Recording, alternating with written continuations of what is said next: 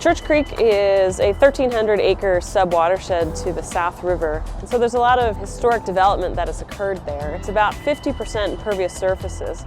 It includes areas like the Harbor Center, the Annapolis Town Center, the festival at Riva, Route 2, and a lot of residential development in that area. Most of the county has been pretty built out, and so the leading issues in terms of water quality in the Magothy River, the Severn, the South, are stormwater runoff and to a certain extent septic effluent. Historically, Church Creek was a completely wooded watershed that was really deforested twice. And so it was a lot more natural systems, wetlands, connected floodplains. We started paving and cutting down forest wholesale, and we were using chemical fertilizers, and it all started to accumulate into this giant snowball racing downhill. It comes off of those impervious surfaces at a high speed, and it really impacts and erodes our local streams. That water is flushing off and poisoning the river in big surges and gouging the stream beds open. We've identified hotspot areas. Those top two polluted areas are Church Creek and Broad Creek.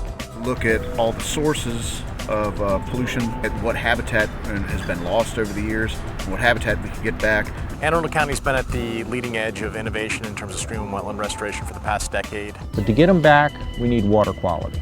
We need to get the algae out of the system. That means we need to reduce nutrients. The systems that we're building are designed to mimic the historical functions of these systems. The Church Creek technique is an innovative technique called a regenerative stormwater conveyance system, an RSC. Follows on the regenerative designs that we started developing back in the early 90s in order to restore habitat for rare, threatened, and endangered species. Basically seeking to take a urban stream and it shaves back the stream banks and reconnects it to the floodplain. That's where all the material processing takes place. That's where you get groundwater recharge. That's where you get energy dissipation. 10 years ago, the county, in conjunction with the State Highway Administration and the South River Federation, put in a project called Wilelinor.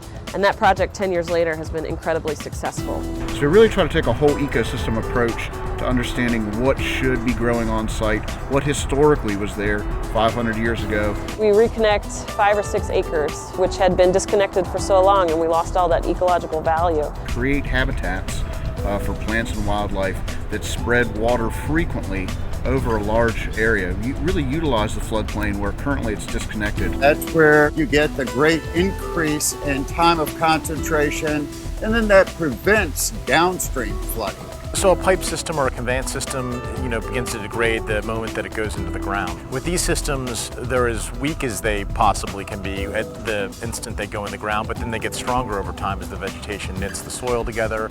In the long term, these will be natural systems that will require very little maintenance. To really be one of the first small watersheds, potentially to achieve TMDL goals, to meet some critical urban habitat goals. It's really about stewardship. In the end, we as a human race have to be good stewards. And that's what we really need to teach. None of this will matter in 100 years to me, but it will to future generations.